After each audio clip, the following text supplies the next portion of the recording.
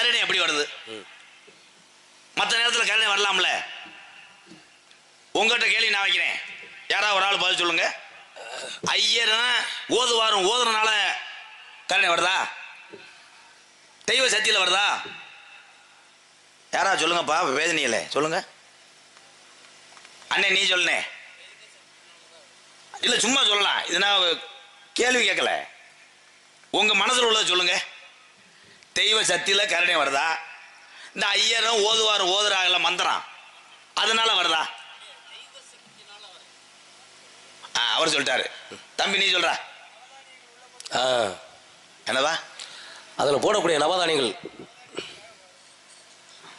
வந்துடுற மாடா மாடா நவதானியம்.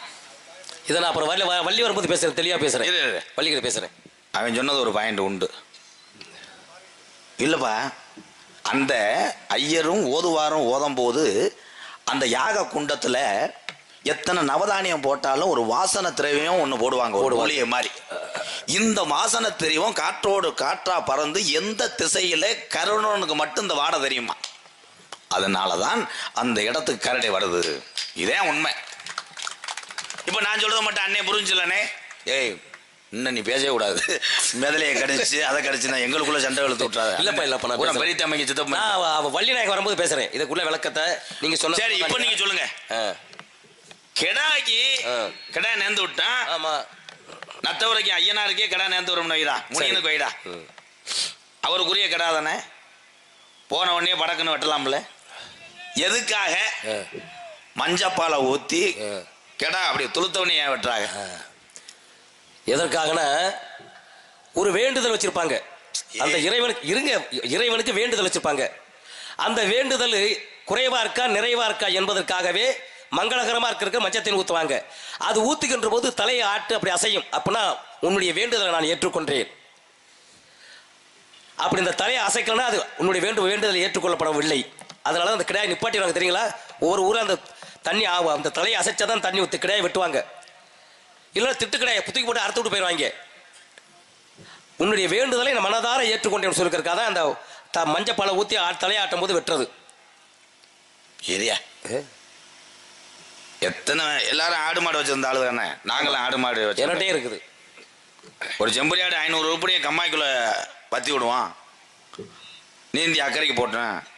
பொட்டை கொட்டியிலேருந்து புருவ கொட்டியிலேருந்து நேற்று இந்த கொட்டியும் வரைக்கும் வெளியே போனோடனே அப்படி ஒரு சிலுப்பு சொல்லுவான். இது காரணம் கிடையாது.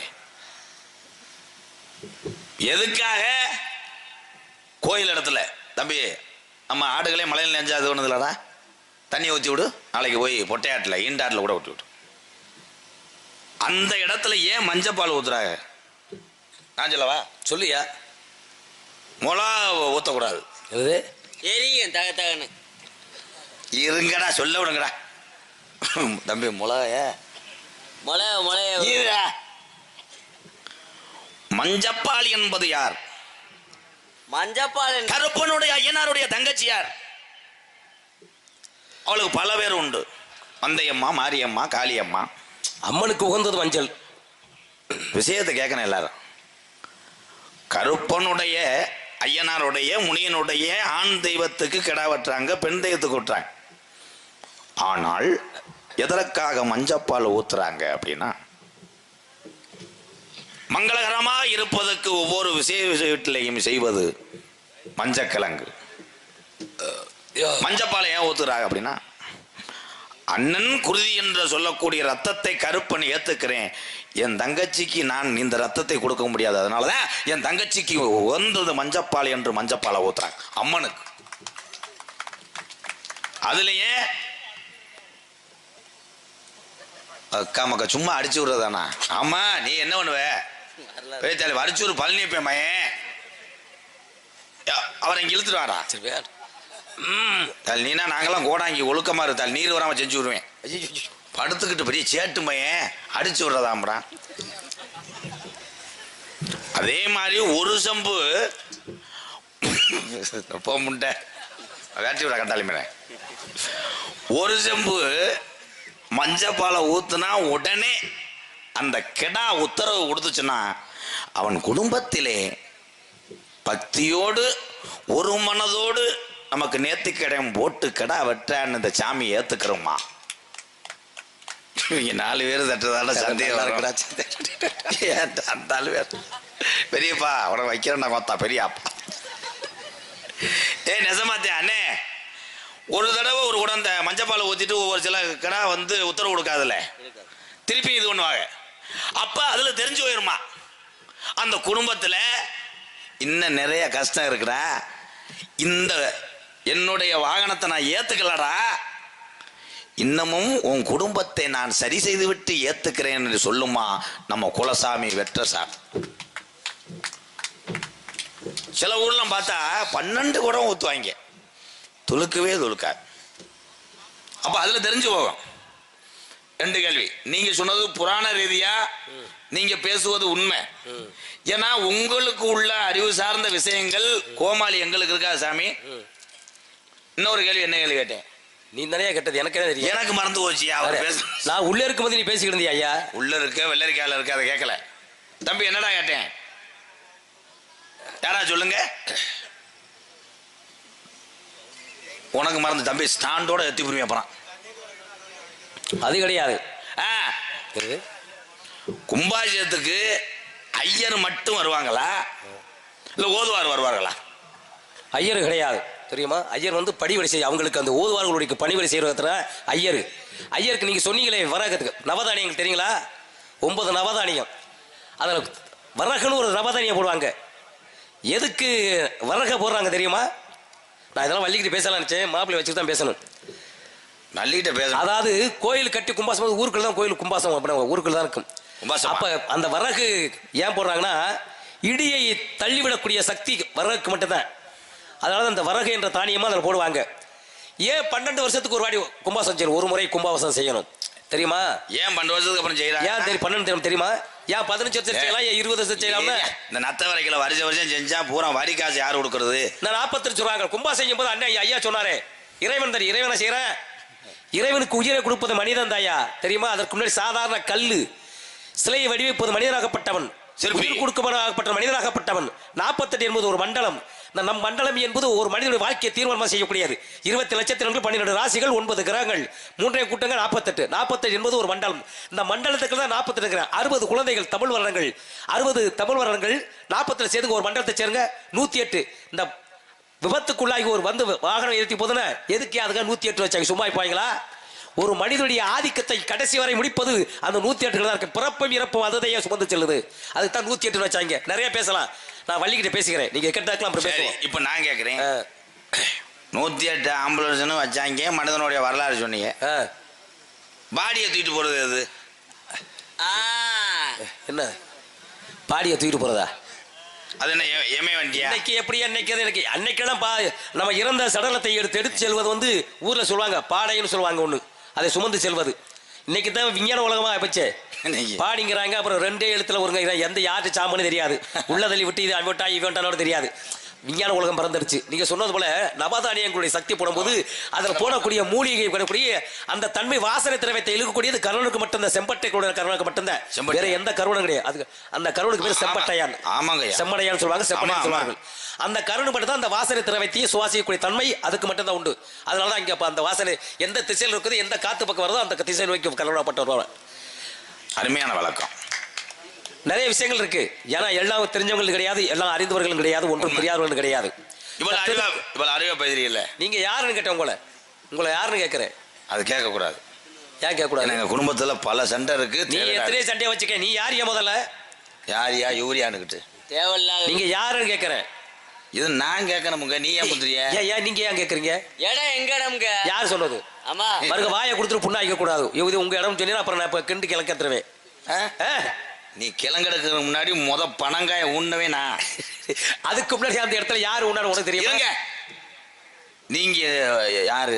என்னை பார்க்கும்போது யார் மாதிரி தெரிகிறது? பெருச்சாலி மாதிரி அப்படின்னு சொல்றதுக்கு நான் லூசு பயமேனா? யார் நீ லூசு? நான் சொன்னா இருங்க, என்ன இருக்கதான் சேர்ந்திருக்கேன். உங்களுடைய சொந்த ஊர் எது? மேலூர். மேலூர் அது உங்க பாட்டி பூச்செண்டு வாக்கப்பட்டது கிடையாது. கிடையாது, என்னுடைய உலகம் மேல் உலகத்தை சார்ந்தவன் நான். மேல் உலகம் இருக்குல்ல, மேல் உலகம். ஆமா, தேவசபையில் உள்ளது. தேவையும் சுவையிறேன் அதெல்லாம் நான் கேட்கவே இல்லை. தேவசயம் சொன்னி என்னடா இவட ஏட்டிக்கு புட்டியாவே பேசுற? ஏட்டுக்கு பூட்டி பேசினாலதான் என் பேர் விகட கவின்னு வச்சிருக்காங்க கோமாளிப்பர். மேலோகம் இருக்குல்ல, மேலுலகம், மேலோகத்தினுடைய சுற்றளவு அவள ஆதியும் அந்த வானில் என்று அனுகூலமா சேர்ந்திருக்கேன். இதுக்கு உலகத்துக்கு பரப்பளவே கிடையாதுயா. அதே முதல் ஆமா இதெல்லாம் ஒரே ஒரு விஷயம், ஒரே ஒரு விஷயம். மேலுலகத்துக்கு பரப்பளவு கிடையாது, அளக்க முடியாதுன்னு சொன்னா எப்படி விண்கலத்திலே போய் அங்க சாதித்தால் கல்பனா சார்புல எங்க இதை தெரிஞ்சு நானே கைதட்டேன். வரவள மீட்டிங் மாதிரி ஆயிடுச்சு. ஒரு தம்பி நீங்க ஆரம்பத்தில் சொன்னீங்க மேல் உலகத்தினுடைய சுற்றளவு 12 கோடியே. 12 கோடியே என்னடா 243. கரெக்டா புள்ளி கணக்கு போட்டு எடுத்திருக்காங்க. அது நீங்க வந்து சொன்ன புள்ளி கணக்கு போட்டு எடுத்திருக்காங்க. வேல் ஒருத்தர் நேத்து போய் படிச்சிருக்கேன், நான் படிக்கல. என் மாப்பிள்ள பிஏ படிச்சிருக்காரு. நீங்க அது அந்த அளவு வேண்டாம். இதை நான் பொதுவான கருத்து. இந்த இருக்கக்கூடிய தனுஷ்கோடி நீங்க சொன்னீங்க, அப்துல் கலாமுடைய ஊரை பெருமையா பேசுனீங்க. ஆமா. மீமிசலுக்கும் இலங்கைக்கும் எத்தனை கிலோமீட்டர் தெரியுமா? அதை முதல்ல தெரிஞ்சுக்கங்க. கடல் பகுதி. மீமிசல் எங்க உள்ளது? கடற்கரை ஒட்டியிருப்பது. அது தமிழ்நாடா? தமிழ்நாடை சேர்ந்ததா இலங்கையை சேர்ந்ததா? தமிழ்நாடு தானே. தமிழ்நாட்டுக்காரன் தமிழ்நாட்டை பத்தி மட்டுமே பேசுவானே தவிர இலங்கைக்கும் எனக்கு என்ன தொடர்பு? கை தட்டலாம். கை கொடுங்க, கை கொடுங்க. நீங்க என்னத்தை சாப்பிடுறீங்க? நீங்க உங்களை சாப்பிட முடியாது, கவுச்சி அடிங்க. அழகான பதில், எவ்வளவு பெரிய சாமர்த்தியான புத்திசாலியான பதில் பாருங்க. ரெங்கா தூங்கிட்டேன், யார்கிட்ட காசு வாங்குறது இல்லையே. என்னுடைய பெயரோ நாரதர் மகரிஷி. உங்க பேரு? நாரதர் மகரிஷி. அப்ப கம்பு சோளம் யாரு?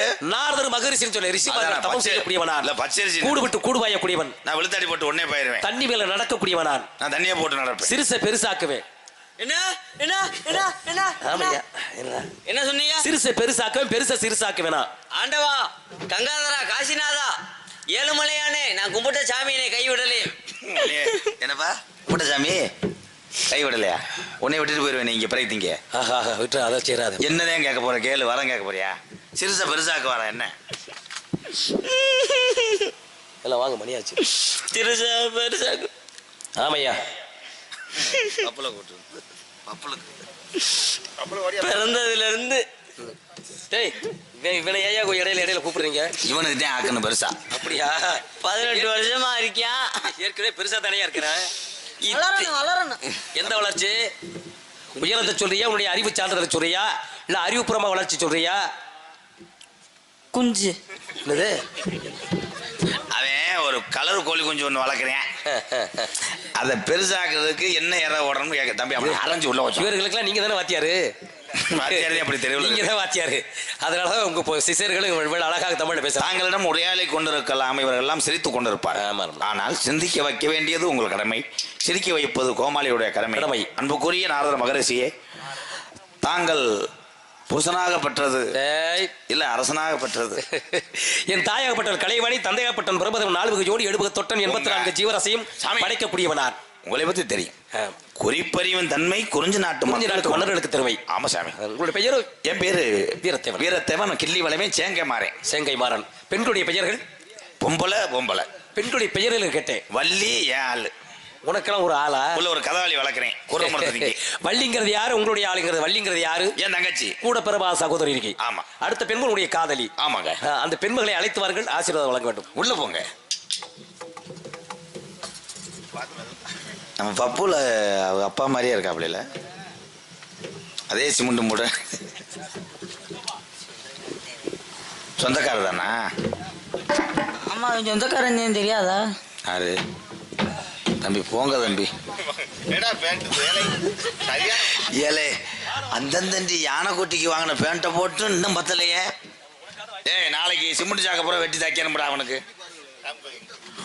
ஒரு நாளும் பிரியாத எப்பிரவி பாண்டியானே, ஒரு நாளும் பிரியாத எப்பிரவி இன்று பிரிந்தோமடா என்ன செய்வோம்? பட்ட பகலில தம்பி கண்மை ஒட்டுதப்பா வாங்க போற. பட்ட பகலில நித்திரையும் பாய் ஓட்ட தூக்கம் இல்ல எந்தனைக்கு கூட பிறந்துட்ட தம்பி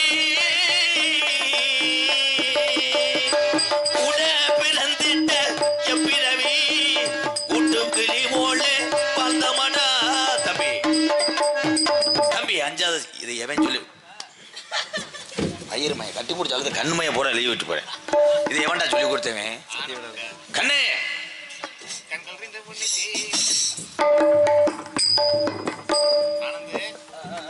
சாமி வந்திருக்காரு.